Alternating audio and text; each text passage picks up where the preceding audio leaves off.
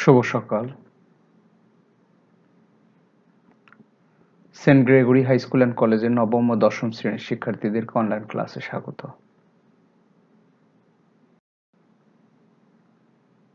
শিক্ষক পরিচিতি। আমি মোহাম্মদ শামীম ইসলাম মঞ্জু, প্রভাষক বাংলা বিভাগ, Saint Gregory high school and college, ৮২ Lakshmibazar, Dhaka ১১০০।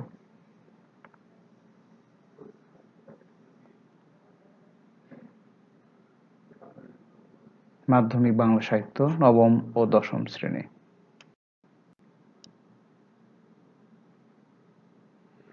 প্রেষণা।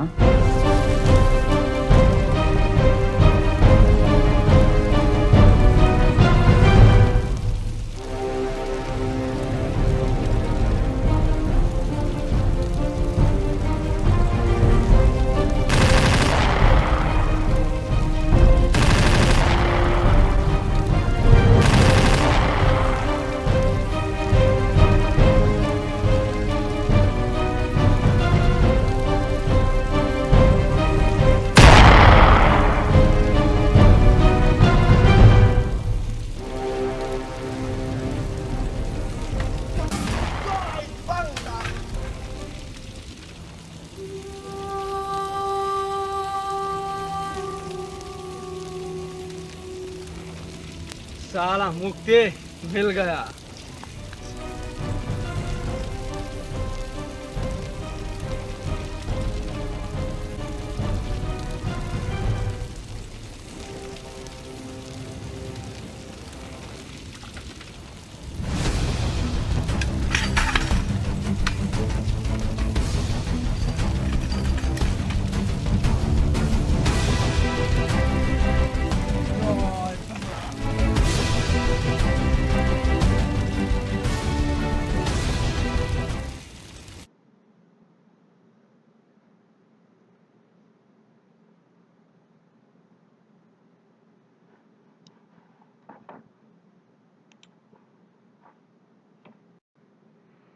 শিক্ষার্থী বন্ধুরা, আমরা একটি ভিডিও ক্লিপ দেখলাম। এখান থেকে সহজে অনুমান করা যায় গত কয়েকটি ক্লাসের ধারাবাহিকতায় আজকের ক্লাস কি হতে পারে। আজকের পাঠ ৭১-এর দিনগুলি, মাধ্যমিক বাংলা সাহিত্য, পৃষ্ঠা ১১৪ থেকে ১১৯। শিখন ফল। এই পাঠ শেষে শিক্ষার্থীগণ জ্ঞানমূলক ও অনুধাবনমূলক প্রশ্নোত্তর তৈরি করতে পারবে। ৭১-এর দিনগুলি রচনার বিভিন্ন গুরুত্বপূর্ণ দিক বিশ্লেষণ করতে পারবে। ৭১-এর দিনগুলি রচনা সংশ্লিষ্ট সৃজনশীল প্রশ্নের উত্তর দিতে পারবে। নীরব পাঠ।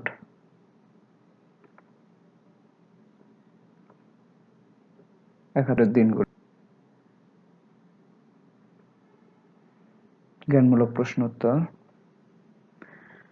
তোমাদের খাতায় লিখবে, সিডাব্লিউ খাতায়।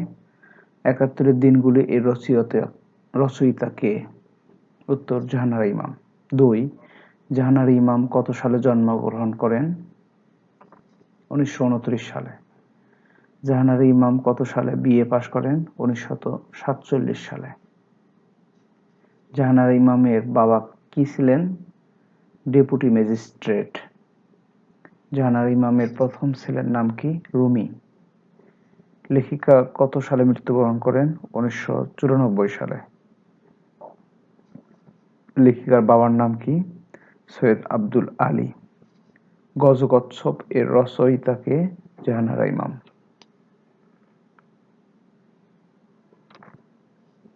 ১৯৭১ সালের ১৩ এপ্রিল কি বার ছিল? মঙ্গলবার। সদরঘাটে দাঁড়ানো যাচ্ছিল না কেন? পচা লাশের দুর্গন্ধে। করিমের মামার বাড়ি কোথায়? শান্তিনগর। জাহানারা ইমাম করিমের কি হন?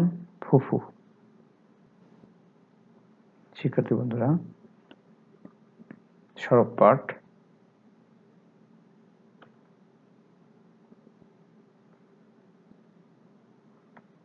৭১-এর দিনগুলি প্রশ্নগুলো লিখেছ নিশ্চয়। এই প্রশ্নের আলোকে আরো কিছু প্রশ্ন তৈরি করো।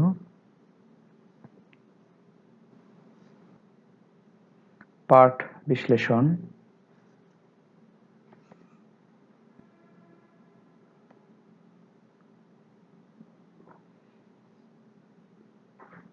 একাত্তরের দিনগুলি।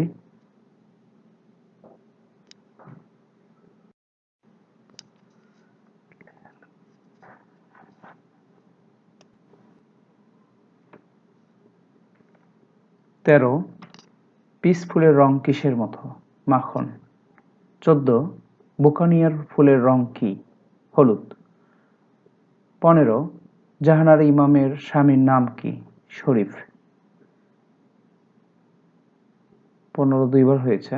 1971 সালে জামি কোন ক্লাসে ছিল? 10ম শ্রেণীতে। 16, 1971 সালের 25শে মে কি বার ছিল? মঙ্গলবার। চরমপত্রের শেষ 2 লাইন কোন ভাষায় ছিল? ঢাকাইয়া। 18, রুমির প্রাণ ভিক্ষা চাওয়ার পক্ষে কয়জন ছিল? 2 জন। 19,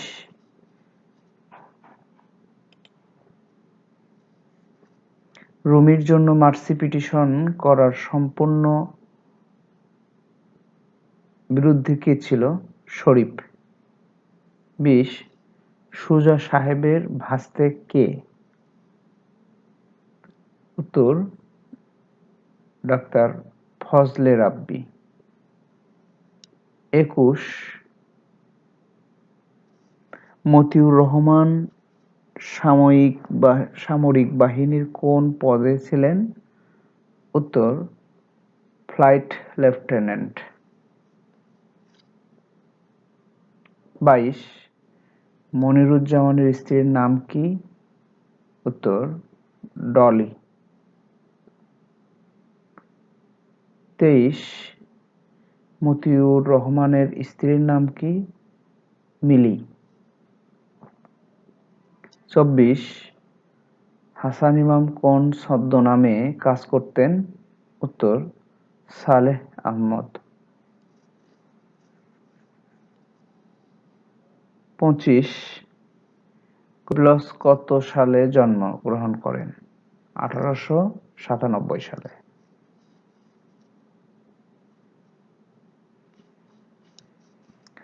আমি একটু সময় দিচ্ছি, তোমরা লিখে নাও।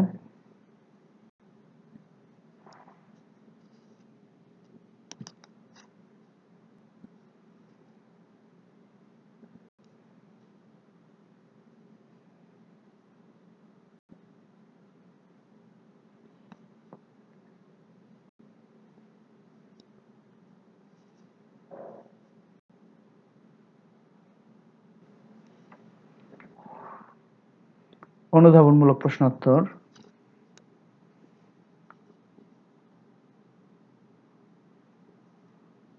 এক, আমার জীবনেও এতদিনে সত্যি সত্যি দুর্যোগের ঘন মেঘ হয়ে আসছে বলতে কি বোঝানো হয়েছে? উত্তর, দেশের অস্থিতিশীল অবস্থা লেখিকাকে মানসিকভাবে ভারাক্রান্ত করেছে, এ কথা বোঝানো হয়েছে। প্রশ্ন 1, আমার জীবনেও এতদিনে সত্যি সত্যি দুর্যোগের ঘন মেঘ ঘন হয়ে আসছে বলতে কি বোঝানো হয়েছে? উত্তর, দেশের অস্থিতিশীল অবস্থা লেখিকাকে মানসিকভাবে ভারাক্রান্ত করে দিয়েছে, এ কথা বোঝানো হয়েছে। 2, যদিও সারা দেশ থেকে পিস উধাও কেন বলা হয়েছে? উত্তর, যুদ্ধাবস্থায় দেশে শান্তি না থাকায় লেখিকা এই উক্তিটি ব্যক্ত করেছেন। 3, সরকার এখন স্কুল কলেজ জোর করে খোলার ব্যবস্থা করছে কেন?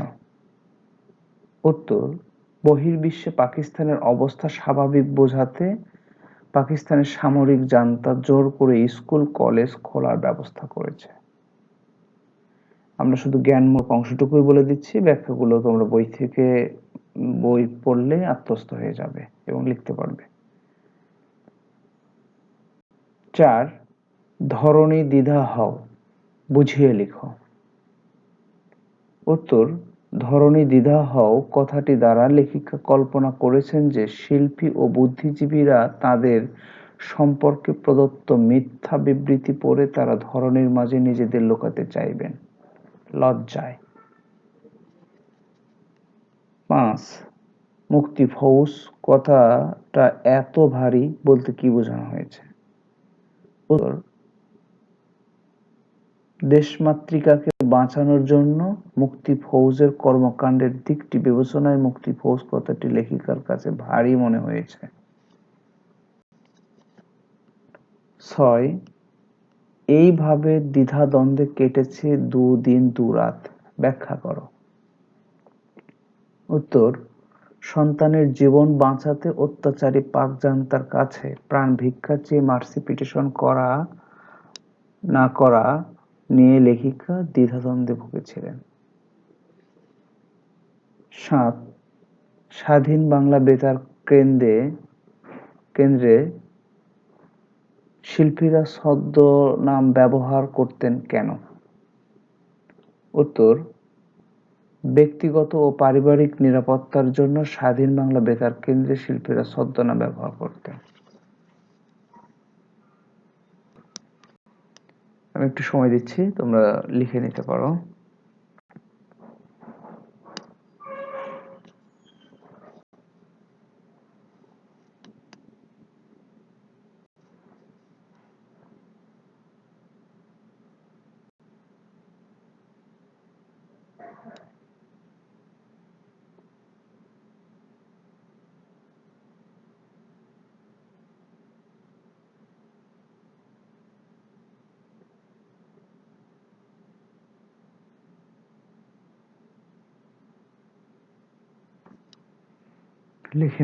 লিখে নিয়েছো নিশ্চয়।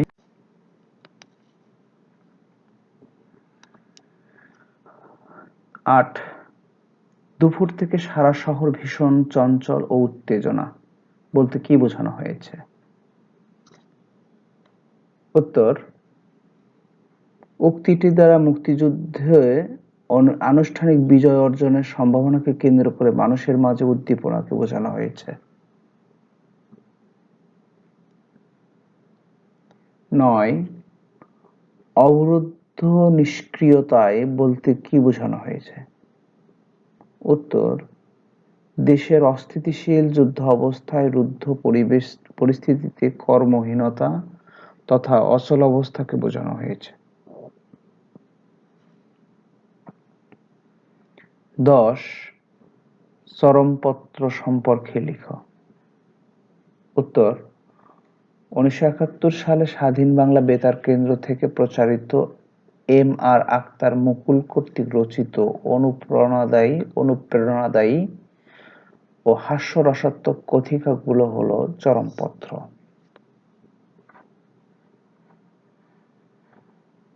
11 রুমির জন্য মার্সি পিটিশন করা হয়নি কেন? উত্তর রুমি তথা মুক্তিযোদ্ধাদের আদর্শকে সমুন্নত রাখতে রুমির জন্য মার্সি পিটিশন করা হয়নি।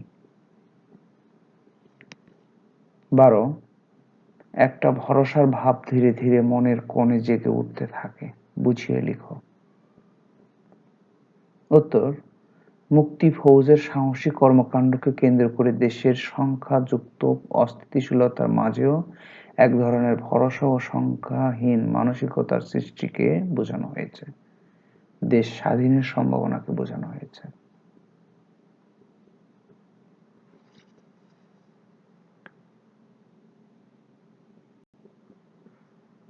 একটু সময় দিচ্ছি, লিখে নাও।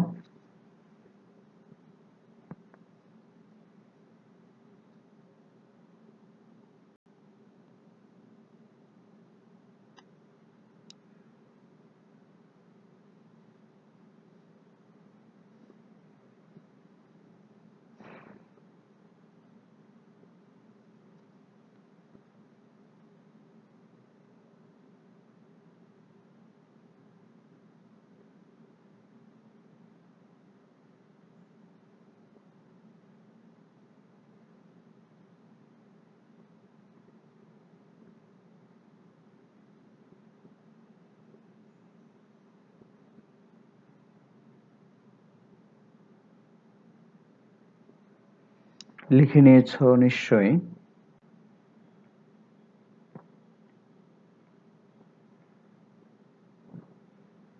গুরুত্বপূর্ণ দিকসমূহ। শিক্ষার্থী বন্ধুরা, প্রত্যেকটি দিক নিয়ে সৃজনশীল প্রশ্ন হতে পারে। তোমরা এই দিকগুলো আলোচনা করবে এবং খাতায় লিখে নেবে অবশ্যই। 1. মহান মুক্তিযুদ্ধের ভয়াবহতা। আমাদের এই ৭১-এর দিনগুলোতে যে দিকগুলো নিয়ে লেখিকা বিষয়টি লিখেছেন বা ফুটে তুলেছেন, আমরা এখানে যে দিকগুলো খুঁজে পাই, প্রথমটা হচ্ছে মহান মুক্তিযুদ্ধের ভয়াবহতা। 2. স্বাধীনতা যুদ্ধে আপনজনদের হারানো এক নারীর চেতনা জগৎ। 3. পাক হানাদার বাহিনীর নির্মম হত্যাযজ্ঞ। 4. পাক হানাদার বাহিনীর যুদ্ধ অপরাধ। 5. এদেশীয় দোসরদের যুদ্ধ অপরাধ। 6. অধিকার আদায়ে এ দেশবাসীর আত্মত্যাগ। 7. দেশমাতার মুক্তির জন্য তরুণদের স্বেচ্ছায় মুক্তিযুদ্ধে অংশগ্রহণ। 8. মুক্তিযোদ্ধাদের আদর্শকে ভুলুণ্ঠিত হতে না দেওয়া। 9. বাঙালিদের প্রবল প্রতিরোধ। 10. গেরিলা মুক্তিযোদ্ধাদের কর্মকাণ্ড। 11. পরিকল্পিতভাবে বুদ্ধিজীবীদের হত্যা। 12. বুদ্ধিজীবীদের দ্বারা জোর করে বিবৃতি প্রদান। 13. বিশ্ব জনমতকে নিজেদের পক্ষে আনার জন্য পরিস্থিতি স্বাভাবিক বলে চালানো। 14. স্বাধীন বাংলা বেতার কেন্দ্রে ছদ্মনাম ব্যবহার করে মুক্তিযোদ্ধাদের পক্ষে কাজ করা। 15. গেরিলা কর্মকাণ্ডের মাধ্যমে পাকিস্তানি হানাদার বাহিনীকে পর্যুদস্ত করা।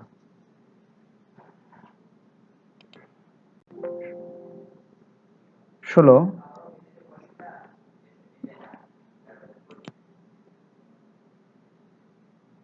16ই ডিসেম্বর পাকিস্তানিদের আত্মসমর্পণ এবং বাঙালিদের চূড়ান্ত বিজয়। তো শিক্ষার্থী বন্ধুরা, এই দিকগুলো তোমরা লিখে নেবে। আমি এখানে 13টি লিখে দিয়েছি আর 3টি মুখে মুখে বললাম, তোমরা একটু লেখো। আমি সময় দিচ্ছি।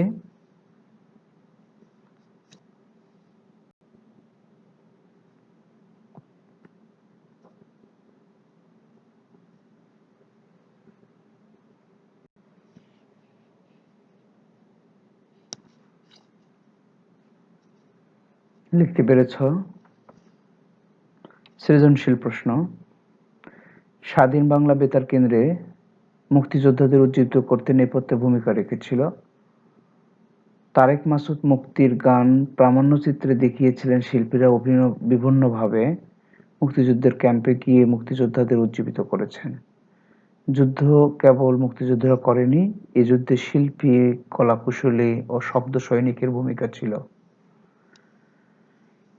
এই প্রশ্নগুলোর উত্তর আমি গত ক্লাসটিতে করে দিয়েছি, তারপরে আমি সংক্ষেপে বলবো। ক. যুদ্ধের সময় জামি কোন শ্রেণীর ছাত্র ছিল? 10ম শ্রেণীর। নিয়াজের আত্মসমর্পণ আনন্দের, কিন্তু শরীফের কুলখানি বেদনার কেন? নিয়াজের আত্মসমর্পণ বাঙালিদের চূড়ান্ত বিজয়, এজন্য আনন্দের, আর শরীফের কুলখানি লেখিকার ব্যক্তিগত শোককে আচ্ছন্ন করে রেখেছে। উদ্দীপকের ভাবনা ৭১-এর দিনগুলির কোন দিককে উন্মোচিত করেছে? লেখক বুদ্ধিজীবীদের সক্রিয়ভাবে মুক্তিযুদ্ধে অংশগ্রহণ প্রত্যক্ষ বা পরোক্ষভাবে বুদ্ধিজীবীদের অংশগ্রহণকে ইঙ্গিত করে। ঘ. উদ্দীপকের অনুভব ৭১-এর দিনগুলির সমগ্র ভাবকে ধারণ করে কি? না, সমগ্র ভাবকে ধারণ করে না। কারণ এখানে একটি বিষয়কে ইঙ্গিত করা হলেও আমাদের ৭১-এর দিনগুলো রচনায় অনেকগুলো বিষয়কে ইঙ্গিত করা হয়েছে।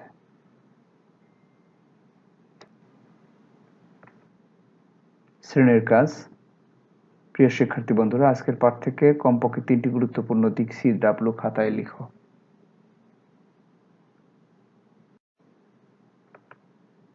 মূল্যায়ন। প্রশ্ন দেখে উত্তর বলবে। শরীফকে খুরপি কি? শেষবারের মতো সতর্ক করে দেওয়ার জন্য প্রেরিত পত্রকে কি বলে? দিনপঞ্জি কি? 16ই ডিসেম্বর 1971 কি বার ছিল? ফ্লাইট লেফটেন্যান্ট মতিউর রহমানের স্ত্রীর নাম কি? বাড়ির কাজ। 71-এর দিনগুলি পড়ে 5টি অনুধাবনমূলক প্রশ্নোত্তর লিখো। HW খাতায় লিখে নাম ও রোল সহ কমেন্টস বক্সে দাও।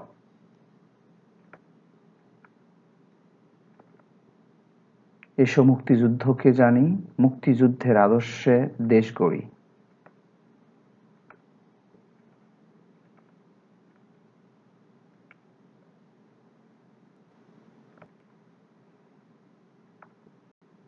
ধন্যবাদ।